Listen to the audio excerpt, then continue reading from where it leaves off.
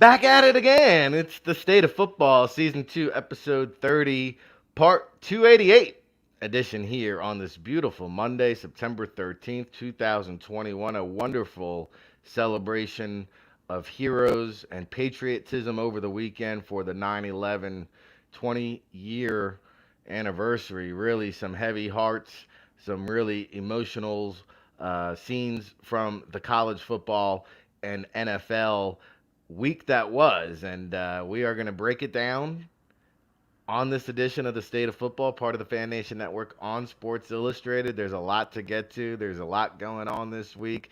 NFL Week 1 in the books. College football, we've got some FCS matchups and surprises and some Northeast Conference football. And we're going to dive right into it with my co-host each and every Monday. He is Northeast Co-Commissioner Ralph Ventre here on the State of Football. Good morning, Ralph. How are you there in New Jersey? Well, we had a great Saturday. We saw Duquesne beat MAC member Ohio. Big. Okay. Then we saw Merrimack knock off a nationally ranked Holy Cross team. Huge. A Holy Cross team that was picked to win the Patriot League, and a Holy Cross team that beat UConn in week 1. So 2 great Northeast Conference, non-conference victories on Saturday. Duquesne over FBS and Merrimack over Holy Cross, both on the road, of course. So I was doing well. And then Sunday morning, I saw a flag football game, the Monmouth Falcons, the Pop Warner team here in town. They battled against Howell, and it was a 3-3 draw. 3 touchdowns on each side. Call it 21-21. You know, we don't do conversions at the flag football level. So it was a good Sunday morning. And then we get to 1 o'clock, the much anticipated kickoff for the Buffalo Bills. And that was kind of a bummer. So the weekend had some good, it had some bad, but I'm just thankful that I'm alive and here to talk about it with you on another Football Monday, Rick. Yeah, I mean, listen, the good thing is there's 17 more weeks of play. So Buffalo still has a chance to bounce back, but I kind of sensed a storm brewing with this Pittsburgh team that a lot of people are kind of sleeping on. Vegas actually picked for their over-under win total. They picked Pittsburgh to have a losing record. Mike Tomlin has never done that in 14 seasons, and I think you saw a team that can really still contend here in what I consider to be a wide open AFC. We talked about Cleveland being the better roster from top to bottom. They proved it on Sunday against Kansas City. So there's a lot to get into. There's a lot to digest. Buckle up. It's a double chin strap affair. And let's stick with the NFL theme here, Ralph, because that's what we like to do here with week 1 in the books. A lot of surprises, none bigger, in my opinion, than the dismantling that the New Orleans Saints handed the Green Bay Packers. I mean, I did not see. First of all, I thought Green Bay was going to win this game. I did not see a shellacking coming the other way. Jameis Winston, those W's tasting kind of good. Jameis played well for the Saints. There's no doubt about that. But I think what plagued the Packers was similar to what the Bills' problem was in their game.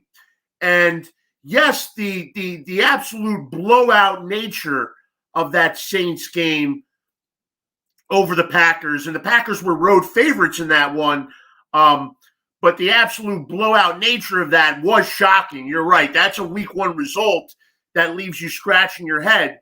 But what plagued the Packers was the offensive line play. And that defensive front 4 for New Orleans got after Aaron Rodgers all day. They pushed around the Packers' offensive line, and Green Bay got nothing going on offense, absolutely nothing. I mean, it was probably one of Rodgers' worst statistical days in in quite some time.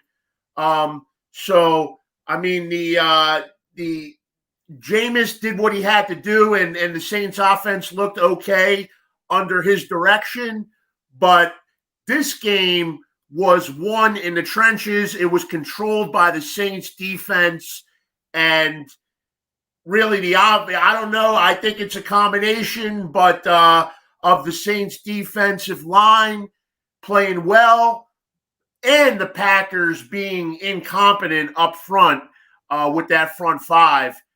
So, and I would say the same for the Bills. The Bills got pushed around by that Steelers defensive front.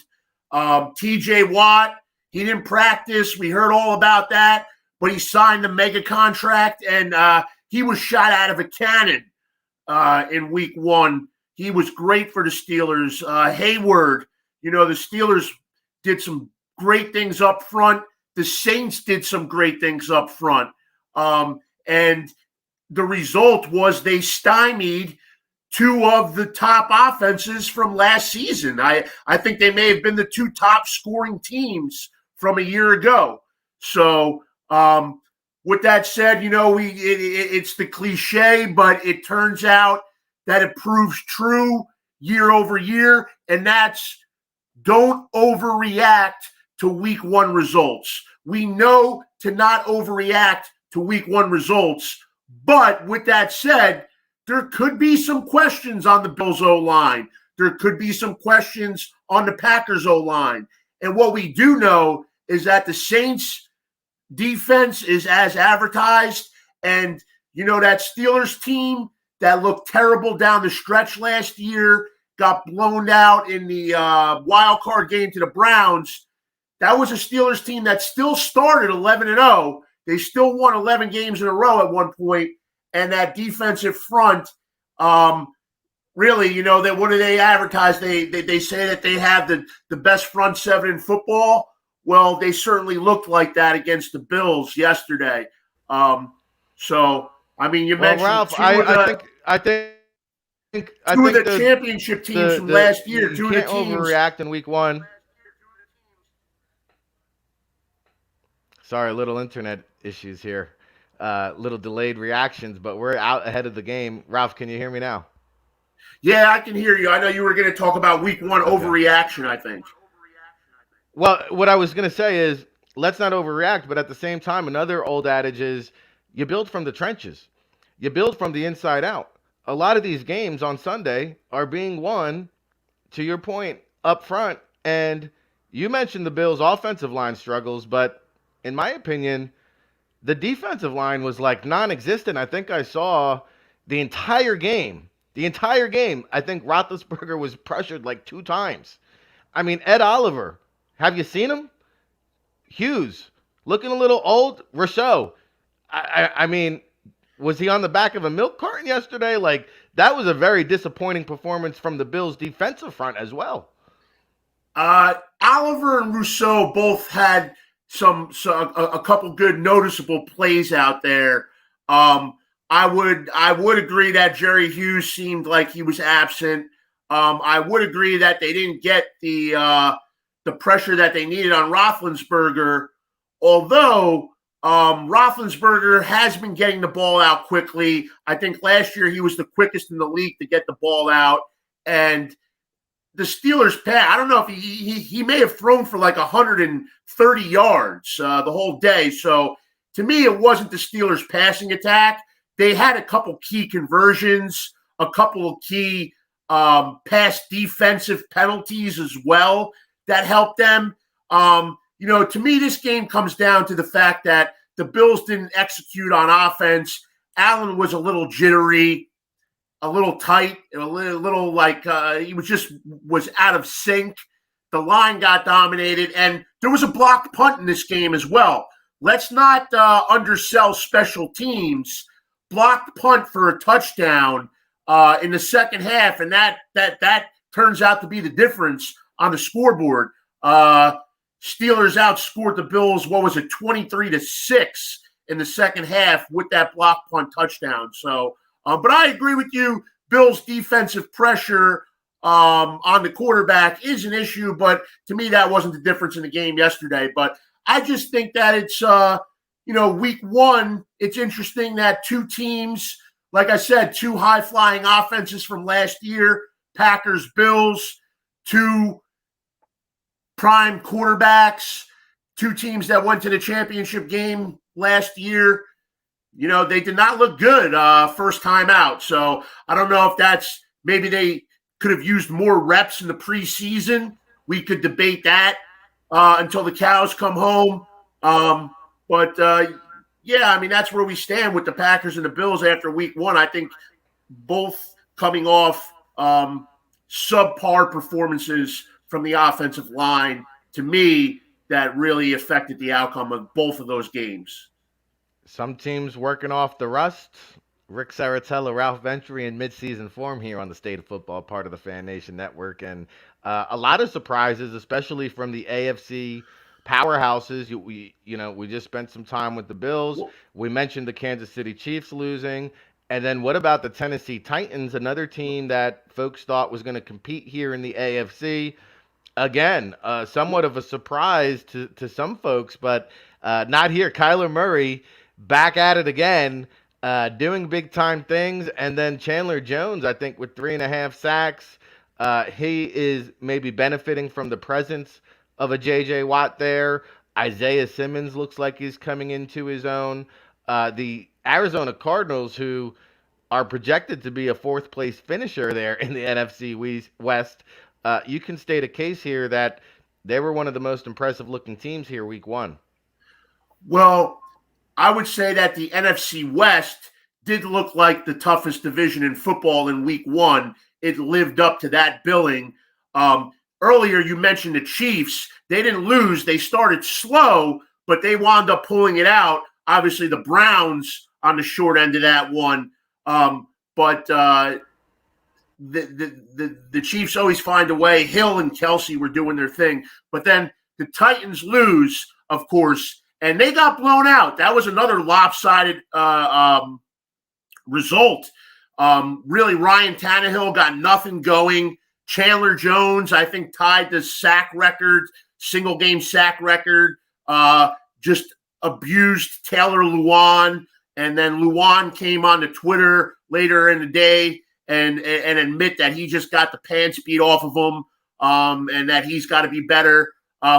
So this was the Titans at home, certainly underperforming a team that you mentioned that some have tabbed to be a contender in that AFC, a playoff team each of the past 2 years. So the Tennessee Titans, not a good start, but on the other side of the field, Kyler Murray looked awfully good. I'll give you credit for that one, Rick. You were on him since the beginning of his rookie year. You've been a Kingsbury believer, a believer in these Cardinals, and really an impressive road win to come into Tennessee and just stomp on a good football team.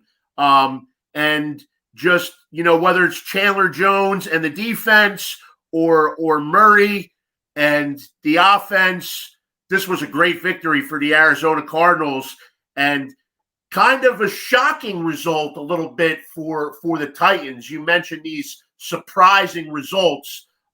Certainly in the NFL, you're not surprised when a team loses, but you got to be surprised when a team loses as decisively as the Packers did and as the Titans did.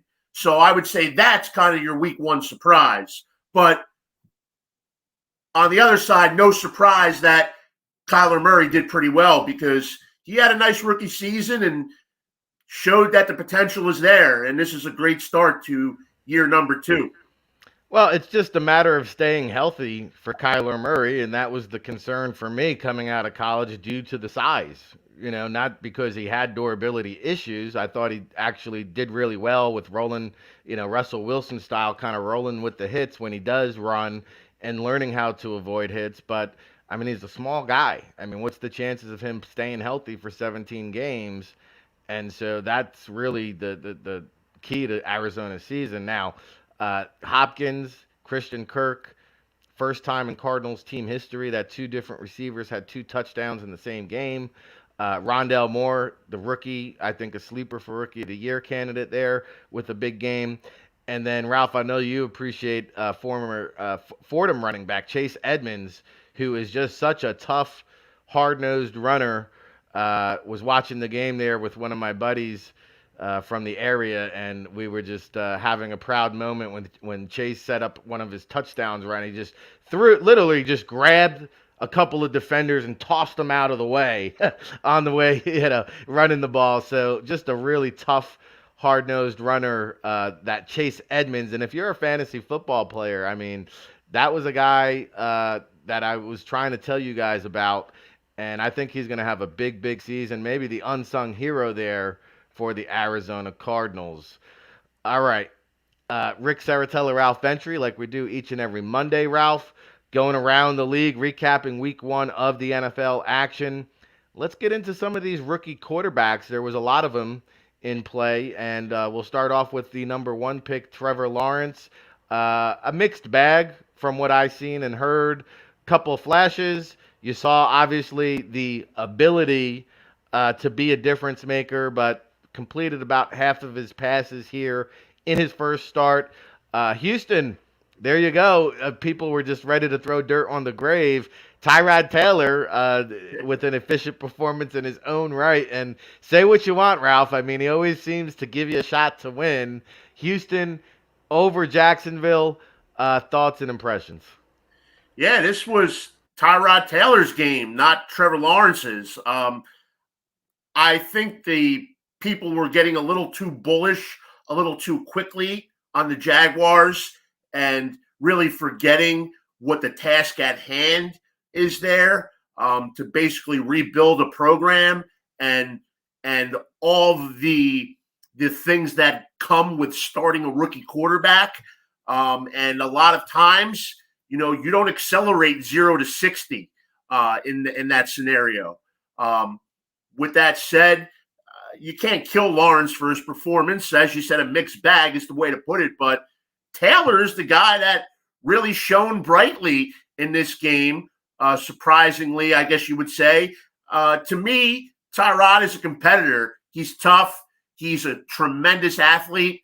He has some limitations as a quarterback, but he's probably a 500 quarterback if you look at his career, and he was really slated to be the starter in Los Angeles last year until a freak accident in the training room led to him being sidelined, and then Justin Herbert stepped in and had that great rookie season. So who knows what would have been there.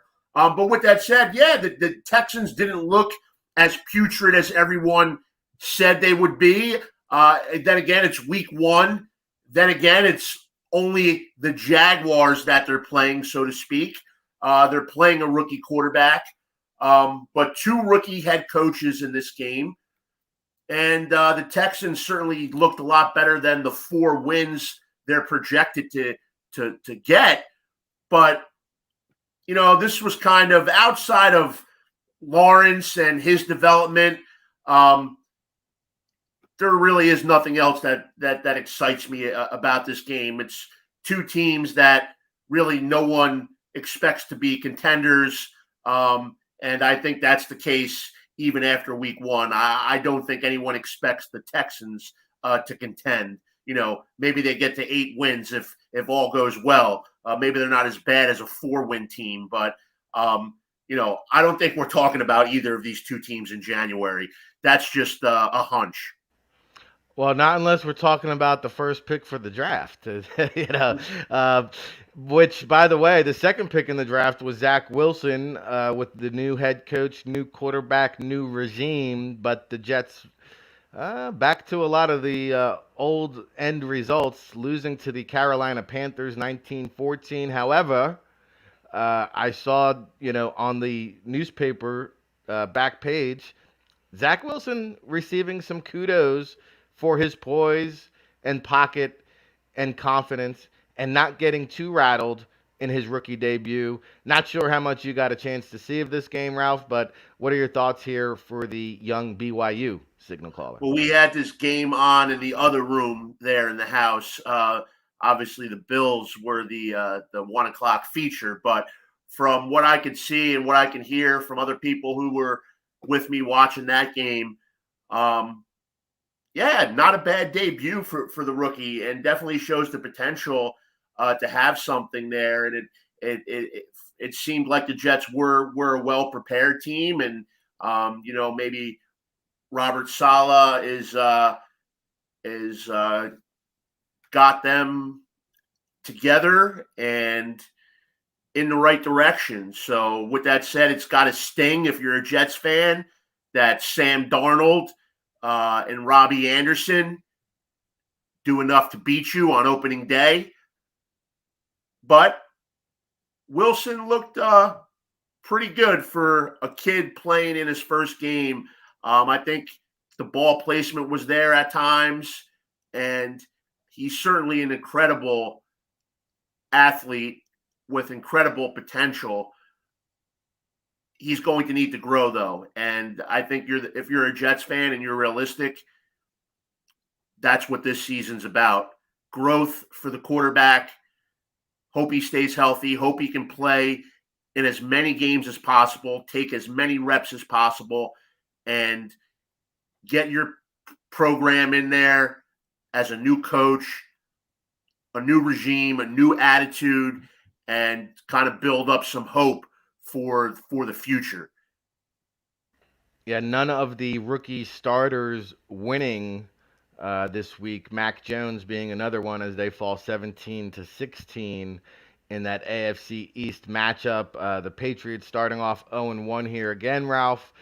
Cam Newton, by the way, I saw his comments about how, you know, he would be a distraction if he was in New England as a backup just due to his aura, and he called it a blessing and a curse at the same time. But Mac Jones, efficient, just a little bit too little, too late as they lose to the Dolphins. Yeah, 17-16. Patriots turned the ball over, I want to say, in the fourth quarter, deep in Dolphins territory.